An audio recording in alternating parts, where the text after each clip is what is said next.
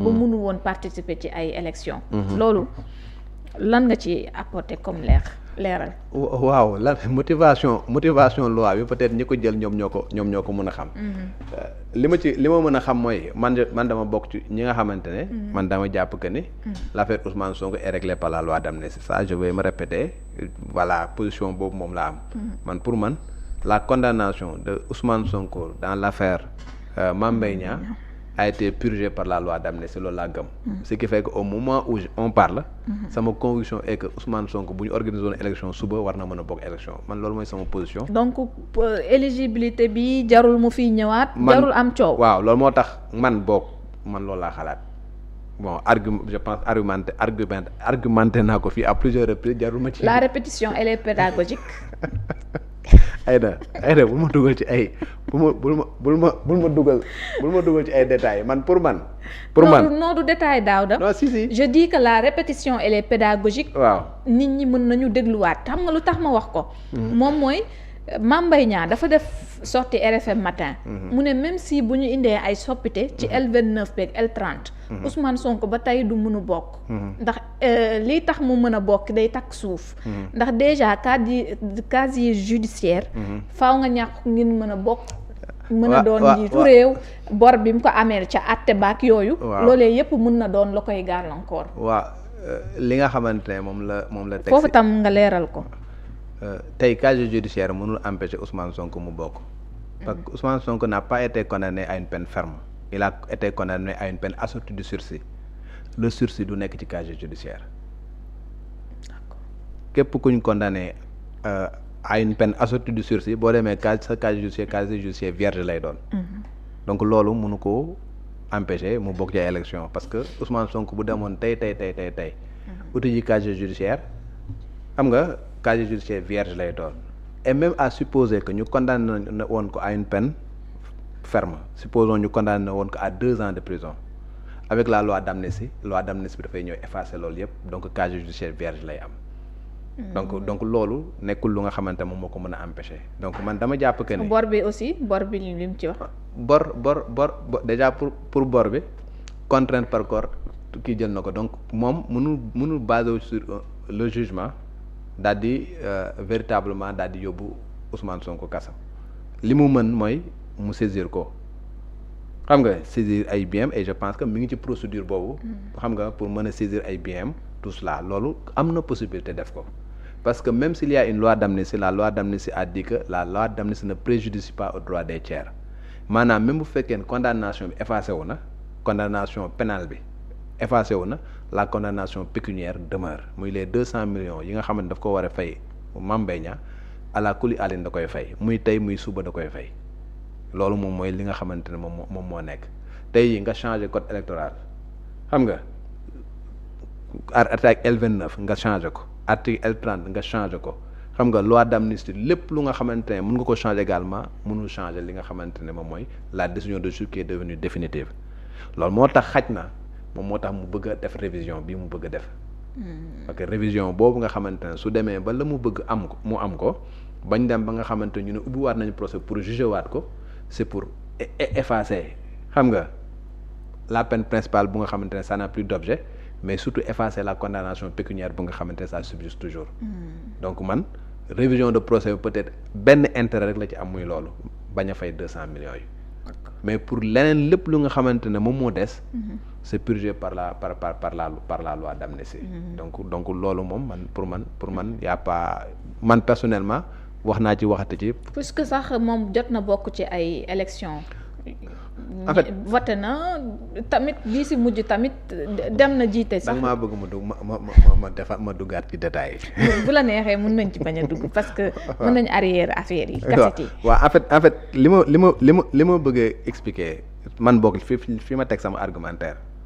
dama koy mën naa ko répété waat ko boo liiree la loi d'amnistie bi nga xamante ne moom lañ fi tegoon dañ ne képp ku nga xamante ne dafa def benn ñaawteef bu nga xamante ne mi ngi am ci diggante bii ak bii je pense que c'était mars 2021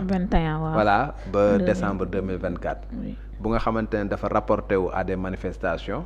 wala mu am une motivation politique y compris li nga xamante ne dañ koo wax ci xarala yu bees yi ci à la fin ci médias yi buñ nee li y compris li nga xam ne dañ ko wax ci médias yi mooy diffamation mënoo koo def fudul ci médias yi parce que l'article 148 wax na les canaux par lesquels on peut faire de la diffamation comme diffusion de fausses nouvelles moom mooy presse écrite presse en ligne affichage télévision xam nga na la ko sax ci Facebook et consorts réseaux sociaux yi même cinéma loolu dañ ko listé à l'article 148 tey jii Fadilou Keita loi d'amnistie bi effacé nam Fadilou Keita il avait fait un post sur Facebook ñu jàpp ko loolu ko yóbbu woon kaso loi d'amnistie bi effacé na kiwam Bassirou Diomaye Faye lu ñu ko jàppee woon un post bu mu defoon jëmale ko ci les magistrats ci lañ ko jàppee woon après ci lañ ci toftal yeneen infraction purgées par la loi d'amnistie Ousmane Sonko c'est dans le cadre de cette affaire là que mu def une conférence de presse si la annoncé woon li mu doon annoncé contre Mame Mbaye Niang les gens vont dire que c'est une motivation politique en tout cas c'est une infraction bu nga xam ne dañu ko defoon ci xarala yu bees yi et jàpp nañu motivation politique parce que réponse là à véritablement une procédure qui le concernait dans l'affaire Sweet Beauty mu ñëw ñu Mame Mbaye Niang porté plainte ñu jugé ko condamné ko à 2 mois assorti de sursis à 200 millions de dommages et intérêts Mame Mbaye Niang interjeté appel le procureur interjeté appel Ousmane Sonko n'avait pas interjeté appel affaire bi ñëw au niveau de la cour d'appel daal di corser la peine jël les 2 mois yóbbu ko à 6 mois assorti de sursis loolu moo ko rendoon inéligible suivant les dispositions de l'article L29 confirmer les 200 millions daal di ci teg contrainte par corps mooy Ousmane Sonko boo fayul Mame Mbaye Niang am na possibilité de yóbbu la kaso cette fois-ci c'est Ousmane Sonko qui forme un pourvoi en cassation mu ñëw au niveau de la Cour suprême bi mu ñëwee Cour suprême la Cour suprême a confirmé les 200 millions confirmé les 6 mois avec sursis mais a dit que la contrainte par corps dañ koy dindi parce que la diffamation est considérée comme une infraction politique xam nga politique mi ngi ñëwaat la Cour suprême a dit que la diffamation est considérée comme une infraction politique et par conséquent la contrainte par corps kenn mënu ko cee teg affaire bi mu nekk une condamnation définitive cette condamnation définitive là xam nga moom moo tax Ousmane Sonko ba mu déposé pour bokk ci élection présidentielle ñu invalider sa candidature parce que il a été condamné dans l'affaire Mame Mbaye Niang et en application des dispositions de l'article L29 bokkul woon ci ay élection sa candidature n'était pas reconnue cette décision là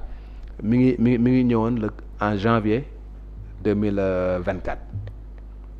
quelques jours lañ ci teg je pense y a eu la loi d'amnistie quand la loi d'amnistie est intervenue Ousmane Sonko en a profité parce que ci la génne kaso ci la Diomaye génne kaso ci la ñoom Fadilou Keita génne kaso ci la recouvrer véritablement ses droits civiques présidentielle boobu Ousmane Sonko voté na il a voté pour Diomaye donc kii newoon perte na droit civique il a voté bañ toogee tuuti également di organiser ay élections législatives il a déposé sa candidature et le même conseil constitutionnel qui avait invalidé sa candidature a recueilli sa candidature a validé sa candidature bañ demee ba nga xamante ne def nañ élection ba war a proclamer résultat également le même conseil constitutionnel a proclamé les résultats et Ousmane Sonko a été élu député donc partant de ça wax dëgg yàlla képp ku ñu waxoon ni dafa perdre véritablement son éligibilité dans l'affaire Mame Mbaye Niang partant de cela bu ko perdoon tamit recouvrer na ko li nga xam moo dox ci diggante bi c'est la loi d'amnistie loolu moo tax man je fais partie des gens qui pensent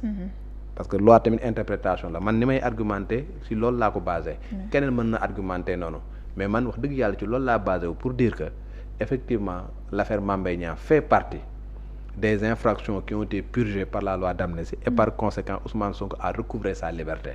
maintenant li nga xamante ne moom moo des ci condamnation boobu moom mooy les 200 millions yu nga xam war na koo fay Mame Mbaye Niang parce que la loi d'amnistie nañ ko libellé daf ne ça ne préjudicie pas aux droits des tiers maanaam la nga xamante ne dañ laa koo condamné nga war koo jox ma Samba wala ma Demba même su fekkee ne loi d'amnistie bi daf laa génn kaso wala toppatuñ la dara ci mbirum kaso da nga am obligation kooku noonu nga dàmp ko parce que da nga koo tooñ. loolu nag moom moo tax tey jii Ousmane Sonko doit 200 millions à Mame Mbaye Niang. donc ce qui fait que tey jii la